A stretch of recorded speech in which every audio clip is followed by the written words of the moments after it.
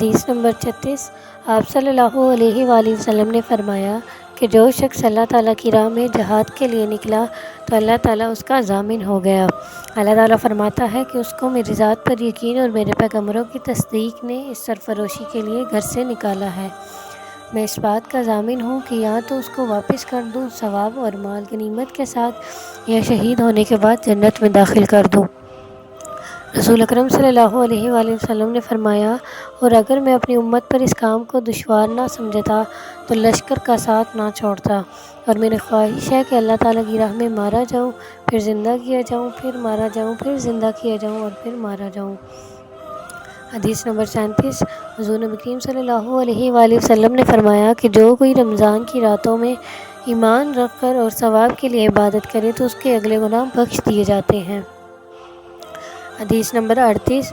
حضور نبی کریم صلی اللہ علیہ وآلہ وسلم نے فرمایا کہ جس نے رمضان کے روزے ایمان اور خالص نیت کے ساتھ رکھے تو اس کے پچھلے گناہ بخش دیے گئے۔ حدیث نمبر 39۔ آپ صلی اللہ علیہ وآلہ وسلم نے فرمایا کہ بے شک دین آسان ہے، اور جو شخص دین میں سختی اختیار کرے گا تو دین اس پر غالب آ جائے گا اور اس کی سختی نہ چل سکے گی۔ بس اس لیے اپنے عمل میں پختگی اختیار کرو اور جہاں تک ممکن ہو میانہ روی برتو، اور خوش ہو جاؤ کہ اس طرز عمل سے تم کو دارین کے فوائد حاصل ہوں گے، اور صبح اور دوپہر اور شام اور کسی قدر رات میں عبادت سے مدد حاصل کرو۔ حدیث نمبر 40۔ حضور نبی کریم صلی اللہ علیہ وآلہ وسلم جب مدینہ تشریف لائے تو پہلے اپنی ننہال میں اترے جو انصار تھے، اور وہاں آپ نے 16 یا 17 ماہ بیت المقدس کی طرف منہ کر کے نماز پڑھی، اور آپ کی خواہش تھی کہ آپ کا قبلہ بیت اللہ کی طرف ہو۔ جب بیت اللہ کی طرف نماز پڑھنے کا حکم ہو گیا تو سب سے پہلی نماز جو آپ نے بیت اللہ کی طرف پڑھی عصر کی نماز تھی۔ وہاں آپ کے ساتھ لوگوں نے بھی نماز پڑھی۔ پھر آپ کے ساتھ نماز پڑھنے والوں میں ایک آدمی نکلا اور اس کا مسجد بنی حارثہ کی طرف گزر ہوا تو وہ لوگ رکوع میں تھے۔ وہ بولا، میں اللہ تعالیٰ کی گواہی دیتا ہوں کہ میں نے رسول اکرم صلی اللہ علیہ وآلہ وسلم کے ساتھ مکہ کی طرف منہ کر کے نماز پڑھی ہے۔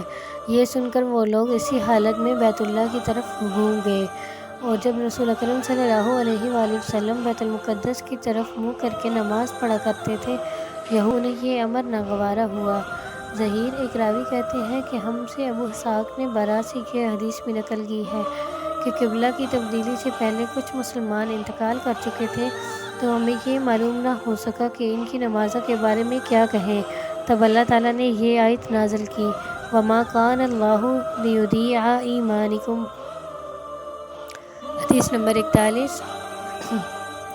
انہوں نے رسول اکرم صلی اللہ علیہ وآلہ وسلم کو یہ فرماتے ہوئے سنا کہ جب ایک بندہ مسلمان ہو جائے اور اس کا اسلام عمدہ ہو، یقین و خلوص کے ساتھ ہو، تو اللہ تعالیٰ اس کے گناہ کو جو اس نے اس اسلام لانے سے پہلے کیے ہوں معاف فرما دے، اور اس کے بعد کے لیے بدلہ شروع ہو جاتا ہے، یعنی ایک نیکی کے 10 گنا سے لے کر 700 گنا تک ثواب، اور ایک برائی کا اسی برائی کے مطابق بتلا دیا جاتا ہے، مگر یہ کہ اللہ تعالیٰ اس برائی سے بھی درگزر کرے اور اسے بھی معاف کر دے، اور یہ بھی اس کے لیے آسان ہے۔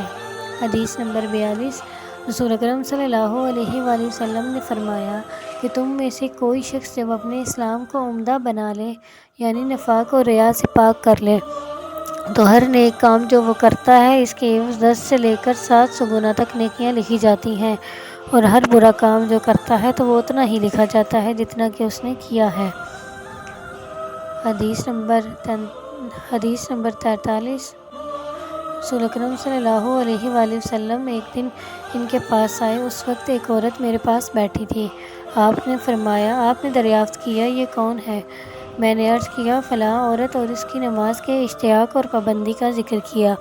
آپ صلی اللہ علیہ وآلہ وسلم نے فرمایا کہ ٹھہر جاؤ، سن لو کہ تم پر اتنا ہی عمل واجب ہے جتنی عمل کی تمہارے اندر طاقت ہے۔ خدا کی قسم، ثواب دینے سے اللہ نہیں اکتاتا، مگر تم عمل کرتے کرتے اکتا جاؤ گے، اور اللہ تعالیٰ کو دین کا وہی عمل پسند ہے جس کی ہمیشہ پابندی کی جا سکے اور انسان بغیر اکتائی سے انجام دے۔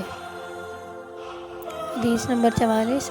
آپ صلی اللہ علیہ وآلہ وسلم نے فرمایا کہ جس شخص نے لا الہ الا اللہ کہہ لیا اور اس کے دل میں جو برابر بھی ایمان ہے، تو وہ ایک نہ ایک دن دوزخ سے ضرور نکلے گا، اور دوزخ سے وہ شخص بھی ضرور نکلے گا جس نے کلمہ پڑھا اور اس کے دل میں گئیوں کے دانے کے برابر خیر ہے، اور دوزخ سے بھی وہ بھی نکلے گا کہ جس نے کلمہ پڑھا اور اس کے دل میں ایک ذرہ برابر بھی خیر ہے۔